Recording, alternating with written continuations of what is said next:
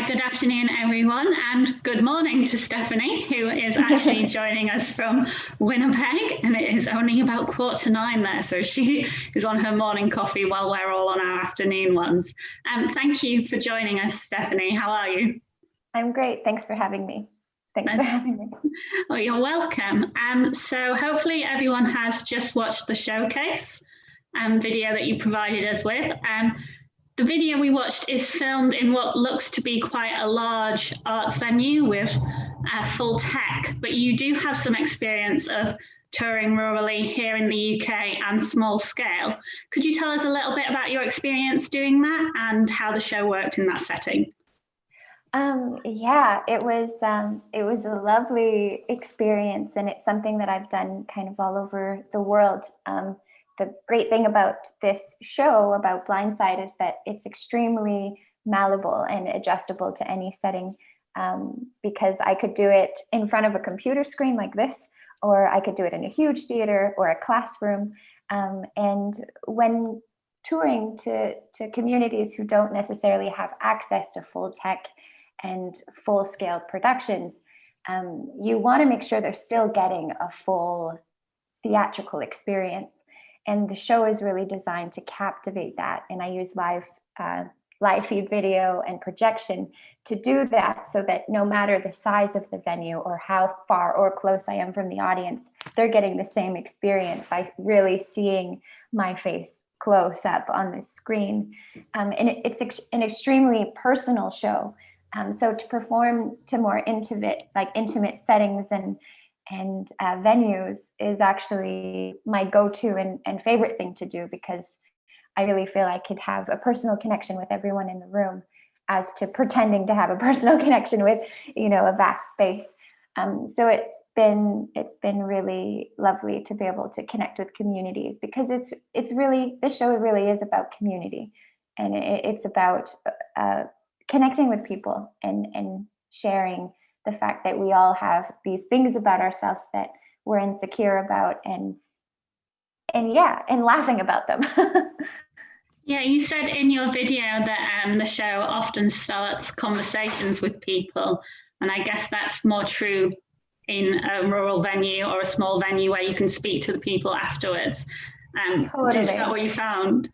Yeah, and the lovely thing about touring in the UK is there was always these lovely, pastries and tea after the show to connect with the audience, and those are my favorite moments, when people really allow themselves to be vulnerable with me after the show and share, either it's, I know somebody who had a glass eye, or I have this thing about myself and you've encouraged me to embrace it. So it's been really a lovely experience, and never did I think that I'd be using something that I am or used to be so ashamed of as my way of living, So it's been quite the experience. When you tour to the UK, do you bring all the tech you need with you, or do you hire it once you get here? How does that work for anyone who's thinking of booking you right now? So everything from sound to lighting to projection screen, that's something I come with. And of course, if there's something already available in the space, I'll try to use that to really be able to integrate into the space properly. But if there's really nothing, even if there isn't a stage, if it's just a corner in a room, we can do it, and the experience will be the same because of the use of light. So I tour with a pot light, a sound system, a mic. I might not use it if it's a small enough space. So it's really adjustable to all spaces. Great. And is there some artistic license in the show, or is it 100% true? 100% true. That's good. 100% true. I actually have a glass eye, but that'd be a hard thing to fake in that show. Yeah, it's funny. It's like when crazy things happen to us as a storyteller, it only takes me a few moments to realize, oh, that's going to be a good story. And it kind of puts a positive lens on the wild things that could happen. Can you talk a little bit more about the way you combine performance styles, so dance with stand-up comedy and storytelling? Yeah, my journey with integrating different mediums started, well, I never went to high school. I toured in a musical theater company and did all my schooling correspondence while I was touring. So musical theater, singing, dancing, and very showcasey work was my go-to back then. And from there, I drifted off into contemporary dance and studied at Concordia University. So I was slowly filling up my bag with the different experiences. And I once saw a performance where the performer was just completely vulnerable on stage, sharing personal experiences. And I felt the level of connection when someone is really just being themselves on stage was beyond anything I'd ever imagined could be possible. And also the most challenging thing, because we obviously want to present ourselves a certain way, and it's hard to be real. What does that even mean? So it's been a really interesting thing to gather all of that and collect those items and do real storytelling while adding the contemporary dance elements and my love for multimedia work, which is actually really working to its advantage now that we're living in a multimedia world. And I've got a question from everyone watching us. Are you planning a tour in the UK? It says next year, but I guess we will be looking towards the future in general, given the world that we live in. So do you have any plans going forward? Yeah, I'm willing and ready to do so whenever that's possible. Whenever it could happen, I am ready.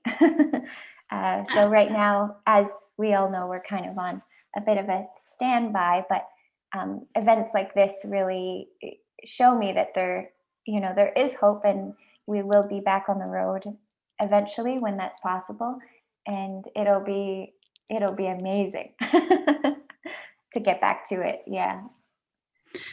And I've got two questions that are along a similar line. So the show can be quite eye-opening for the squeamish.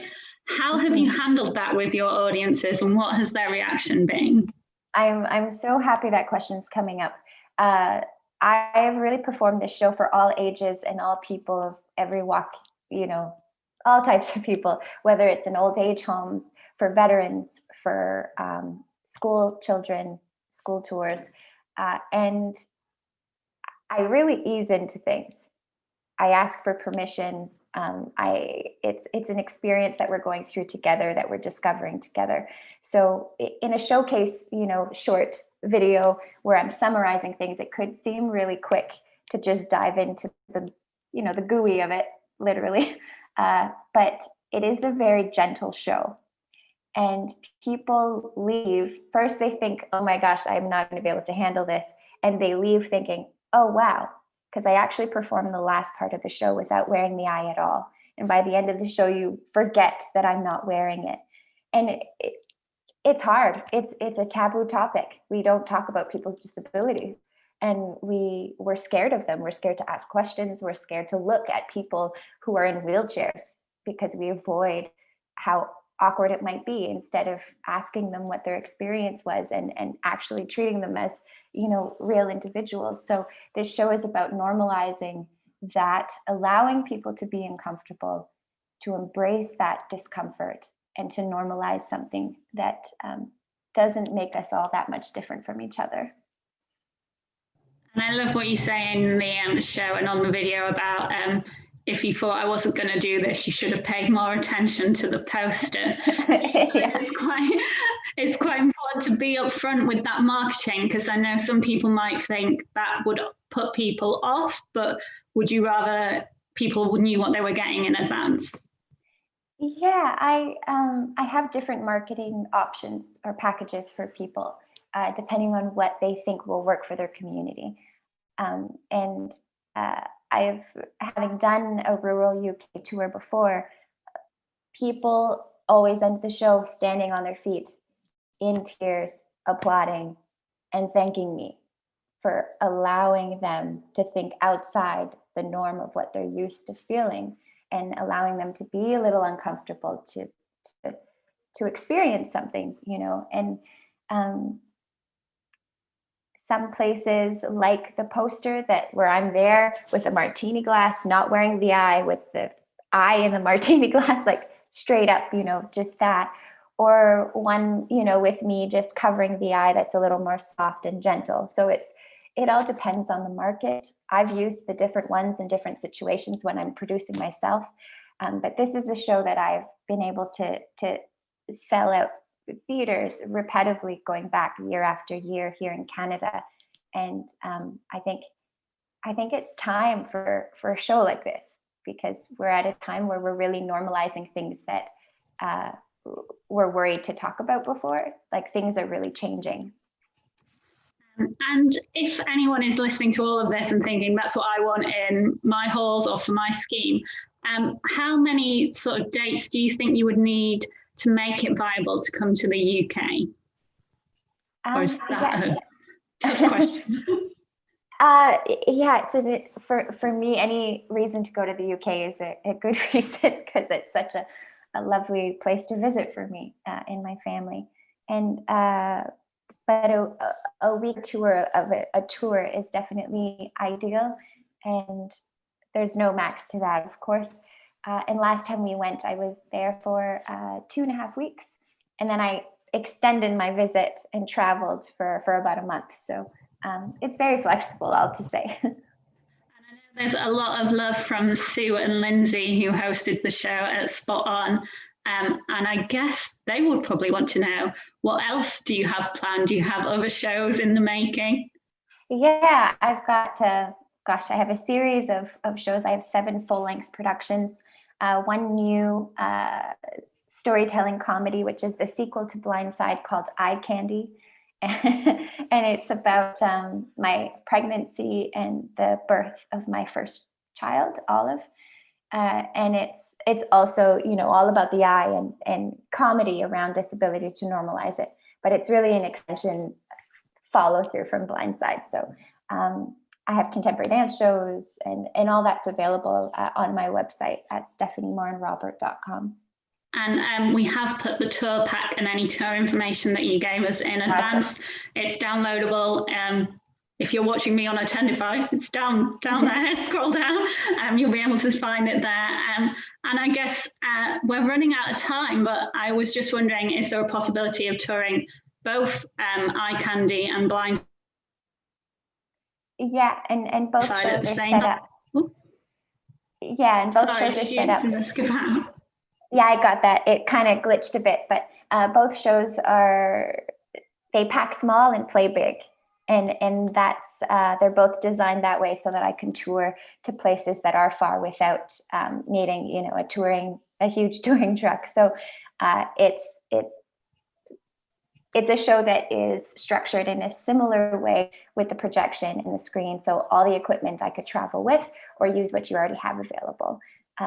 So they're both tourable, 2 suitcases, easy, once COVID allows, of course. Great. Thank you so much for joining us, Stephanie. We are now out of time, but I hope you have a lovely day. You have the rest of the day to enjoy over in Canada. And thanks again. And I'm sure if anybody has any further questions, they will contact you directly. Okay, thanks so much.